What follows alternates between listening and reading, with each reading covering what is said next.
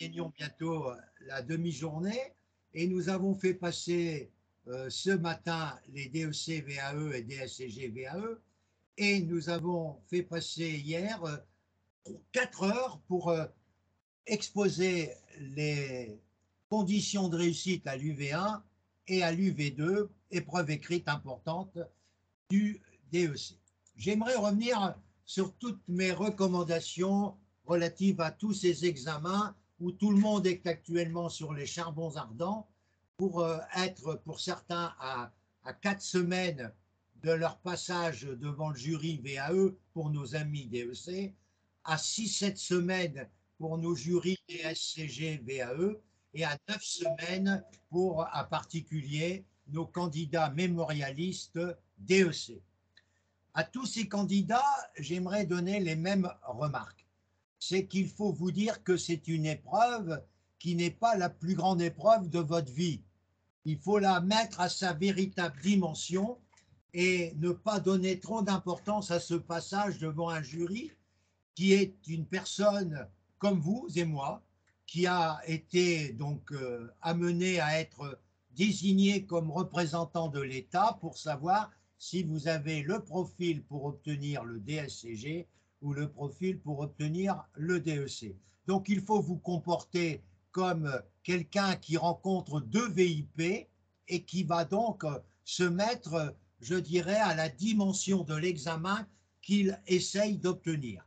Tous ce matin, vous avez été à la dimension de cet examen. Je n'ai rien à dire dessus pour tous les candidats qui ont pu être présents ce matin, sachant qu'il y avait quand même 4 amis excusés ce matin pour des raisons que je n'ai pas à commenter. Ensuite, je voudrais revenir également sur la soutenance du mémoire qui va commencer dimanche prochain pour les mémorialistes, ce qui m'impose une proposition sur laquelle j'aimerais avoir au cours de cette semaine votre avis, compte tenu que j'ai quand même des groupes en DEC écrit et en DEC mémoire et en DSCG et en DEC VAE, je ne peux pas prendre tout le monde en même temps. J'ai plus de 20 personnes en mémoire DEC et en conséquence, les mémoires DEC commenceront, je dirais, exceptionnellement, dimanche prochain, je fais ma première intervention de soutenance DEC, mais exceptionnellement, je la commence à 9 heures. Donc, pourquoi? Parce que j'ai que 3 heures avec eux, parce que je vais faire la présentation générale de la soutenance et les conditions pour réussir une soutenance, et ensuite, je vais faire 3 tests personnels où je vais prendre 3 mémoires et je vais faire 3 fois 10 minutes d'exposé pour 3 candidats que j'ai accompagnés depuis plusieurs semaines. Mais pour les DEC, VAE et DSCG, j'ai proposé dans mon doodle des horaires qui peuvent vous donner le vertige. Pour nos amis de la Réunion, il n'y a pas de problème. Commencer à 6 heures le samedi matin de 6 heures à 8, ça ne crée pas de problème pour eux. Ça ne créera pas de problème non plus pour Samuel. Ça ne créera pas de problème non plus pour Fanette. Pour ces 6 heures, non, c'est OK pour la Réunion, c'est-à-dire que de 6 heures à 8 heures, vous comprenez que j'ai 6 candidats possibles. Donc, je sais que je viens d'en énumérer un certain nombre, mais le gros problème, c'est dimanche. Là, j'ai proposé 6 heures, 9 heures, mais je pense que je vais changer. Je vais mettre un horaire plus adapté à chacune et à chacun. Je vais mettre un horaire de 7 heures à 9 heures. Je vais enlever une heure parce que j'ai calculé que ça va faire 4 heures. Comme je l'ai prémis ce matin, ça va faire 4 heures. Donc normalement, ça fait plus de 4 heures, hein, puisque là, nous avons atteint déjà presque les 4 heures et il y a 4 absents. Mais je vais essayer de faire passer les DEC VAE en priorité et je prendrai les DSCG VAE en rendez-vous individuel. Donc 4 heures par 3, ça fait 4 heures par 3, ça fait que 12. Hein, et c'est embêtant, quoi. Donc, tandis que 6 fois, avec ces 6 heures, 9 heures, ça faisait 5 heures. 5 fois 3, ça fait 15. C'est exactement le nombre de DEC VAE. que j'ai officiellement, hein, puisque Camille est venue s'ajouter à notre groupe de 14. Mais il y a quelqu'un qui n'est plus là pour l'instant, c'est Amen qui a suivi toute la formation et puis qui pour l'instant est en train d'essayer de préparer le certificat d'aptitude au commissariat. C'est une grave erreur, puisqu'en ayant le DEC, il aurait eu le certificat d'aptitude, puisqu'il a fait ses 3 années de stage et il n'aurait même pas de précautions supplémentaires à prendre. Bon, ça, c'est son problème. Il ne m'a toujours pas répondu et il ne m'a toujours pas aussi honoré de ce qu'il me doit. Bon, bref, c'est un autre problème.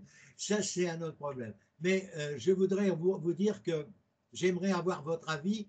Si je fais 6, 9 le samedi, aucun problème pour nos amis que j'ai cités, y compris même, je répète, y compris Justine et voire peut-être Camille, qui accepterait d'être dans les 6 du samedi matin. Mais après j'ai un problème, c'est le dimanche matin. Si je veux passer tous les DEC VAE, il faut que je commence à 6 heures, ou bien j'y arriverai pas. Et à 6 heures, c'est quand même une heure très importante pour certains.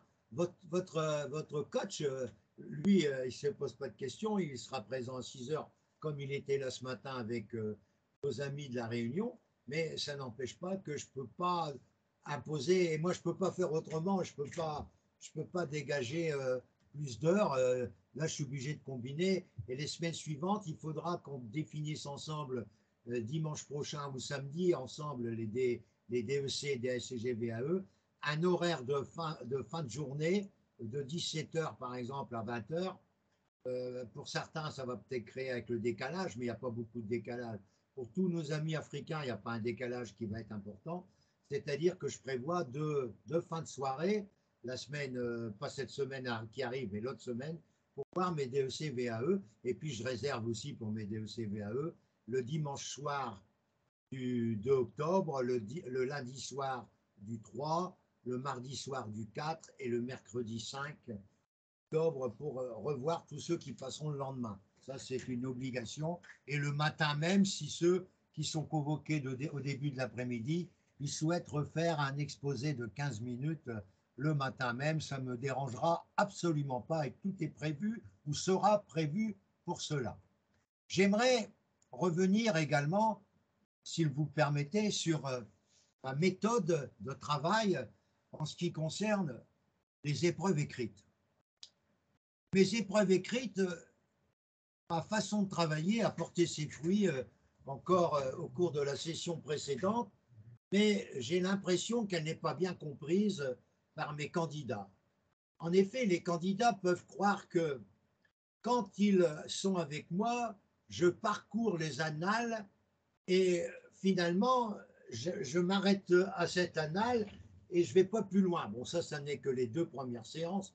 J'ai voulu vous montrer comment je vais travailler, mais n'oubliez pas que le cours de DEC VAE, le cours de DEC épreuve écrite, n'est intéressant que si les candidats ont fait les travaux à la maison, c'est-à-dire qu'ils ont regardé avant moi le sujet que j'ai programmé de 2012 par exemple, en essayant de regarder le corriger et de l'adapter à 2022. C'est quand même pas un travail énorme à faire ça, mais en faisant cela, vous êtes obligé de rechercher sur Internet et en même temps de trouver des bonnes réponses et d'être prêt à améliorer votre lexique documentaire, parce que le travail exceptionnel et la réussite exceptionnelle de certains candidats qui avaient 4, 5, 6 à 4 reprises et qui, lors de ma présentation avec moi, ils ont suivi le DEC UV2 avec moi, ils ont eu 14 ou certains ont eu 16, comme Olivier Erlin qui est le patron de Laurence qui nous écoute actuellement, qui a eu 16 en UV2. Il n'y en a pas beaucoup qui ont eu 16 en UV2 dans mes groupes, hein, je vous le dis tout de suite. C'est toujours lui qui a eu la meilleure note depuis 2008. C'était en 2008 qu'il a eu 16 en UV2, alors que Olivier n'avait jamais eu 16 avec moi quand il était en DSCG ou quand il était en DCG. Loin d'avoir 16, je vous le dis. Donc c'est un garçon sérieux, mais pas avec un 16. Et j'ai jamais mis beaucoup de 16, moi, dans les copies que je remettais en DCG. Laurence peut le confirmer quand elle était avec moi en l'an 2000. Donc tout ça pour vous dire que la méthode de Francis, c'est le départ de découvrir les annales DEC et d'essayer de les par mes commentaires, de les mettre à jour avec 2022, mais par la suite, on va élargir nos travaux à travers des dossiers que je vous ai présentés à faire pour améliorer votre lexique documentaire, qui est le document qui sera indispensable pour votre réussite. Et c'est lui qui a donné le 14 ou le 16. C'est avec, je dirais, Olivier Herlin, que j'ai commencé à parler de lexique documentaire. Et c'est lui qui a été ma première grande réussite du lexique documentaire. Et je le répète, pour moi, c'est la voie royale pour avoir son DEC UV2 sans aucune difficulté. Alors, bien sûr, ce n'est pas le 15 novembre le travail qui va être important, c'est tout le travail que vous avez réalisé depuis quelques semaines pour certains d'entre vous, depuis quelques jours pour certains d'entre eux, vous également, où vous avez commencé à alimenter votre lexique documentaire. Grâce à quoi? Grâce aux courriels que je vous envoie tous les jours, mais grâce aussi aux revues que je vous envoie au moment de parution. Certaines sont quotidiennes, comme Actuel Expert Comptable ou Actuel RH, des éditions législatives que je vous envoie chaque jour. Je vous envoie tous les mois la revue française de comptabilité. Je vous envoie tous les mois la revue fiduciaire comptable et je vous envoie au fur et à mesure de leur parution Compta Online et SIC des experts comptables et le magazine des commissaires aux comptes. Je vous envoie également les informations de la commission formation hyper dynamique de la CNCC et tout ça combiné vous donne tous les soirs 30 minutes pour ranger les infos de Francis dans votre lexique documentaire avec une légende appropriée qui vous permettra de rechercher la bonne réponse le 15 novembre très rapidement.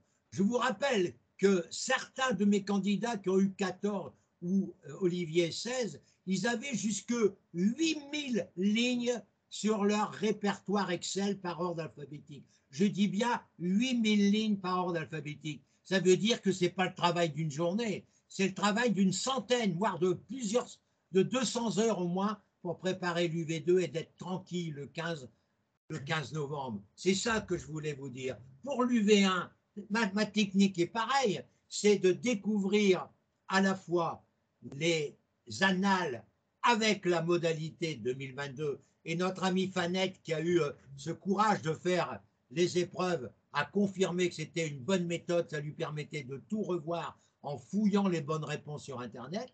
Mais ce que je vous demande également, c'est de préparer des questions à la maison pour la semaine prochaine, par exemple, ou avec des questions à réponse courte.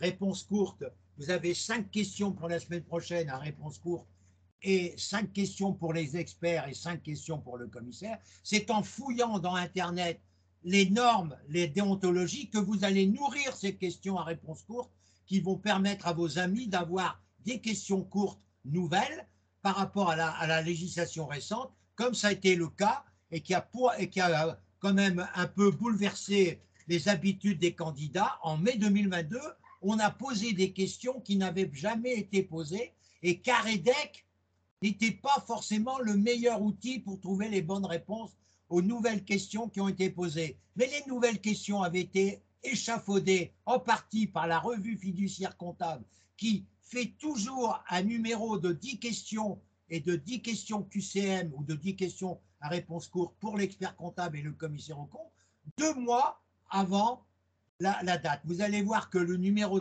de septembre de la revue fiduciaire comptable prévoit déjà des règles déontologiques.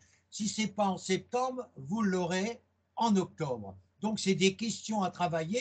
Et justement, en mai 2022, les questions qui avaient été échafaudées par des collègues que je connais, qui avaient donc échafaudé sur la revue fiduciaire en octobre 2021 et en mars 2022, il y a des questions qui ont été posées dans l'épreuve de mai 2022 qui étaient nouvelles. Eh bien, ceux qui ont suivi mes conseils, qui ont bossé les revues fiduciaires comptables sur l'aspect déontologique, ils ont eu, comme Ambaliou a eu 18.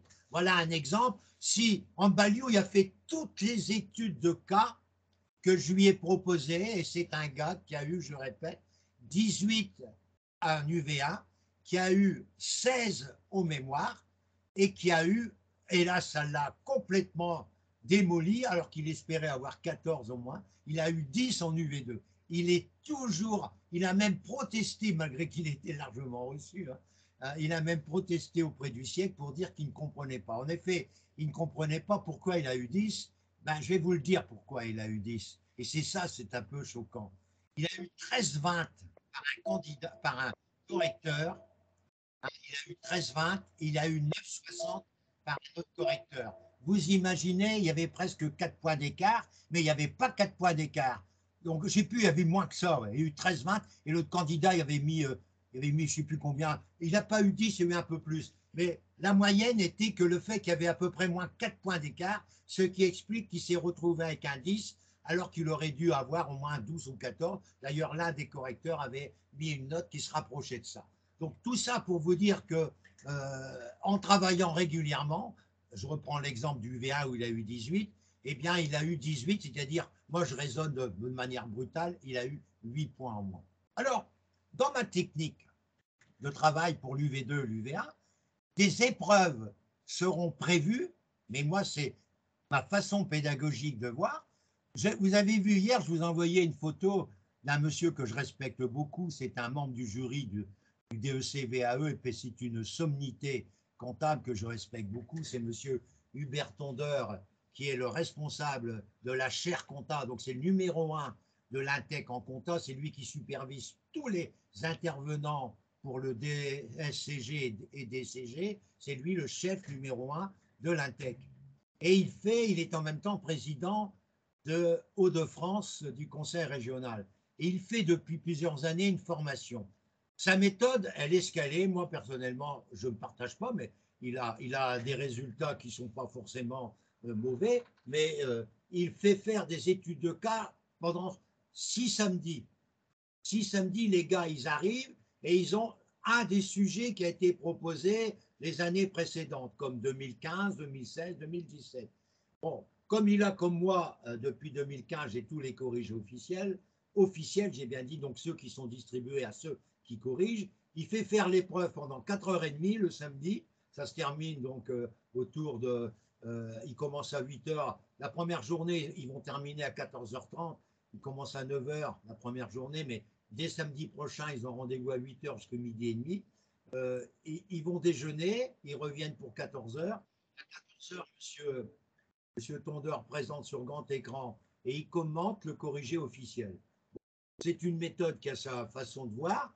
Moi, si je faisais ça, vous diriez, Francis, le samedi matin, il nous a mis devant notre ordinateur pendant 4h30 et il nous a retrouvés à midi et demi. Est-ce que vous apprécieriez ma façon de travailler? Moi, je pense que ma façon de travailler qui élimine les 11 mémentos, mais qui privilégie qu'un seul mémento, mais qui privilégie surtout un lexique documentaire, mais associé à des ouvrages qui correspondent aux réponses exigées, parce qu'en 270 minutes, vous ne pouvez pas développer tout ce que vous avez à dire, c'est pas possible.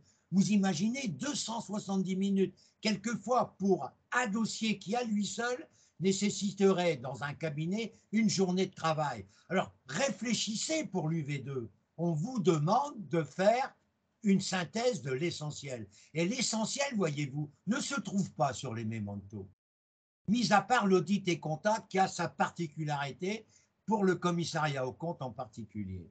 Mais pour les autres mémentos, il vous donne 25 pages pour une question qui exige 5 lignes pour l'épreuve UV2. Mais ces 5 lignes, au lieu de les trouver sur le mémento, vous le trouvez sur DSCG 4 de chez Nathan ou de chez Fouché-Hatier, sur le DSCG 1 de chez Nathan ou de Fouché-Hatier, vous le trouvez sur le DCG Société de chez Fouché en particulier, ou de chez Nathan, vous le trouvez sur le DCG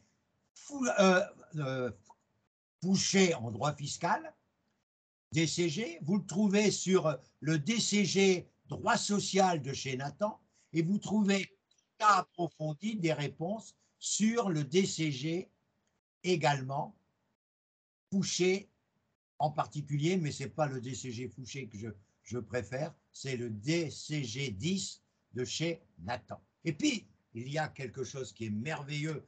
En 2018, toutes les réponses étaient dans les pochettes Corroy. Pochette Corroy, vous trouvez édition Corroy, CO2ROY, sur Internet.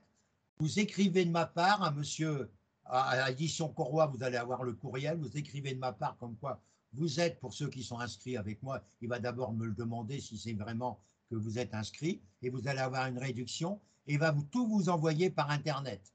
Il va vous envoyer les pochettes qui sont nécessaires. Les 2 pochettes les plus importantes pour votre réussite le jour de ce 15 novembre, c'est les pochettes DCG 1 de chez Corroy, DSCG 1, et DSCG 4 de chez Corroy. Là, en leader, je mettrai DSCG 4. En deuxième, je mettrai DSCG 1. En troisième, je mettrai DSCG, droit des sociétés DCG. En quatrième, je mettrai droit fiscal. En cinquième, je mettrai droit social. Et en sixième, je mettrai compta approfondi. Avec ces 6 pochettes et leurs corrigés, vous allez avoir la possibilité de pouvoir travailler à fond et de pouvoir prendre ces pochettes avec un répertoire ou un lexique documentaire uniquement pour les pochettes qui permettrait, pour une réponse qui se rapprocherait d'une réponse proposée par les corrigés de chez Corroy, d'avoir la réponse la plus juste possible. C'est-à-dire qu'il y a certains candidats qui ont fait 2 lexiques documentaires. Ils ont fait un lexique documentaire pour tous les documents, revues, etc., que j'envoie régulièrement. C'est le gros lexique documentaire qui pouvait aller jusqu'à 8000 lignes. Et ensuite, ils ont fait un lexique documentaire uniquement pour les pochettes Corroy, en épluchant tous les énoncés et fichiers Corroy. Ça, c'est hyper important de pouvoir raisonner de cette manière et d'avoir avec vous le maximum de, de documents, pas avoir 3 valises pour venir avec vos 11 mémentos, ça fait déjà 12 kilos pour certaines personnes, plus les autres bouquins. Alors moi, mes candidats, ils arriveront avec 2 petits sacs, je n'ai pas dit valises, un sac avec toutes les photocopies de leur lexique documentaire, plus les pochettes Corroy à gauche, et de l'autre côté, ils auront tous les bouquins qui sont conseillés, y compris l'audit comptable, même le code du commerce et les petits bouquins de chez Fouché. Ce n'est pas la peine de les multiplier. Hein. Soit que vous prenez, je vous ai donné mes préférences, Nathan, DSCG 4, DSCG 1 et compta approfondi de chez Nathan. Le reste, vous pouvez le trouver chez Fouché-Hatier. Hein. Vous allez sur les maisons d'édition et vous m'envoyez éventuellement, si vous dites avec qui vous suivez, eh bien, si vous dites je suis avec Monsieur Tison, il y en a qui me connaissent bien parmi les éditions Nathan et les éditions Fouché, et j'essaierai de vous obtenir, sachant qu'il y aura un certain nombre de personnes qui viendront éventuellement me poser des questions pour savoir si vous êtes vraiment inscrit. Alors, je vous rappelle que je ferai des études de cas dans les 3 dernières rencontres avant le 15 novembre. Pourquoi je ferai ça? Pour vous permettre de vous réhabituer à écrire pendant 4h30. Ce sera des sujets inédits que j'aurai piqués ici et là pour vous donner le moyen de réfléchir. Alors l'an dernier, j'ai fait ça, mais je ne l'ai pas fait, je dirais, directement pendant 4h30 le samedi matin. J'ai dit, faites les épreuves chez vous et vous mettez 4h30 pour faire l'épreuve. Vous mettez les heures à laquelle vous avez composé cette étude de cas que je vous ai remis. Eh bien, désolé. En VAE, puisque j'avais demandé au VAE de faire la même chose, il n'y a qu'une seule personne qui a fait tous les sujets sans exception. Vous allez le deviner, c'est Stéphane. Il a tout fait. Avec beaucoup de classe. Il a eu toujours au moins 13 ou 14 à chaque UV. Par contre, en DEC traditionnel, j'en ai eu que 1 ou 2 quelquefois 1, c'était toujours en value, bien sûr, et les autres n'ont rien fait.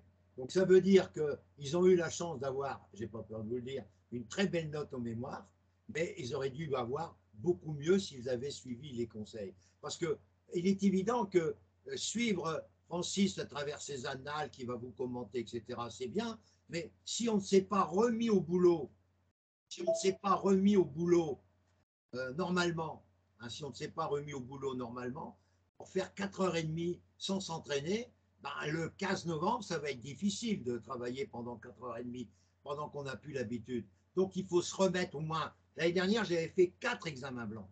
Je ferai la même chose cette année, mais on verra comment vous allez composer. Si vous ne le faites pas, ben, c'est comme si vous allez aux Jeux Olympiques aux 100 mètres et que vous ne faites que des entraînements en regardant la télévision. Ben, écoutez, si vous croyez que vous allez gagner le 100 mètres en regardant comment on démarre le 100 mètres pour bien démarrer et de voir les grands sprinteurs pour voir comment ils font, et puis ensuite vous mettre sur la ligne de départ du 15 novembre sans avoir fait d'entraînement, eh bien moi je vous prie de croire que vous allez à la catastrophe.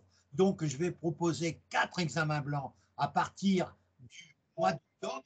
J'ai bien dit à partir du mois d'octobre. Au mois de septembre, je continuerai toutes mes chansons sur les annales. Je ferai la même chose pour l'UV1, hein, avec des examens blancs de questions que j'aurai repérées ici et là, avec 1 heure de travail à la maison pour savoir comment vous avez raisonné. Mais moi, à la maison, je vous invite à le faire une première fois sans documentation et une deuxième fois de le faire avec recherche Internet pour être sûr et comparer vos 2 fois. Ça, c'est un travail personnel que moi, en tant que candidat, je ferai pour m'assurer que je possède toutes les connaissances. Alors, je ne vais pas parler encore longtemps, j'ai parlé même trop là, il est 11h20, il est 11h20 actuellement. Je vais vous dire combien j'étais content de ce week-end, qui aurait pu être meilleur parce qu'hier on a eu quelques soucis informatiques, du moins personnellement j'avais 2 appareils sur 3 qui me faisaient défaillance, ils ont été réparés je ne sais comment, par le hasard, d'un seul coup ils sont revenus, et puis ça s'est mieux passé après, mais samedi prochain je serai là dès 6h, on verra avec certainement Stéphane et Christian et Samuel et Justine et Camille, et puis on trouvera éventuellement Céline. On va arriver avant 8 heures, et après je reprendrai bien sûr la suite avec les UV1 d'abord et ensuite avec les UV2. Et le dimanche matin dès 6 heures, je commencerai avec les VAE, DCG en partie, DEC, pardon, parce que les DCG, je vais les déplacer dans la semaine par groupe de 3 ou 4. Et je vais prendre également ensuite les DEC mémorialistes, mais à partir du dimanche suivant, c'est-à-dire le 18 et 7, 25, ce sera dès 6 heures les mémorialistes jusqu'à midi, puisque j'ai 24 personnes, et peut-être encore un peu plus, puisqu'il y a des gens qui m'ont demandé de pouvoir préparer la soutenance. En tout cas, je tenais à vous remercier de votre présence ce matin et à vous dire combien je suis heureux de travailler avec vous. J'ai vu des gens volontaires, j'ai vu des gens qui ont beaucoup progressé. Moi, aujourd'hui, j'étais heureux pour quelle raison? Parce que tous les exposés de tout le monde, mis à part une petite réserve que vous connaissez, tous les exposés ont beaucoup progressé, mais la personne que je vise à travers un exposé qui n'a pas été à la hauteur de ce qu'il est capable de faire, c'était véritablement son premier exposé devant nous. On peut le pardonner, il a compris comment il fallait revoir son exposé et de garder en lui toutes les velléités de réussite qu'il a bien sûr à montrer, mais de se montrer moins convaincant. C'est quelquefois surprenant de dire qu'il faut arrêter d'être trop convaincant parce que tu franchis tu franchis la limite entre le candidat humble au candidat qui peut risquer d'être considéré comme prétentieux. Donc tout le monde m'a bien compris. Je suis tout à fait rassuré sur les progrès de toute la population qui a passé ce matin, avec une réserve qui sera totalement gommée dès la semaine prochaine, et que tout le monde sera sur la ligne de départ dès le 3, le 4, le 5 et le 6 pour la VAE, dès le 21, 22, 23, 24 pour le DSCG VAE, et dès le 10 novembre pour les mémoires et le 15 novembre pour les épreuves écrites. Allez à tous, bon dimanche, bonne semaine, et si vous avez besoin de Francis Tison, n'hésitez pas à m'envoyer un courriel à francis.tison en minuscule @wanadoo, ou alors sur WhatsApp 33 6 80 30 97 64. Je dis bien sur WhatsApp 33 6 80 33 6 80 30 97 64. À tous, bonne journée et à la semaine pour les rendez-vous individuels. Merci encore de votre écoute. À bientôt.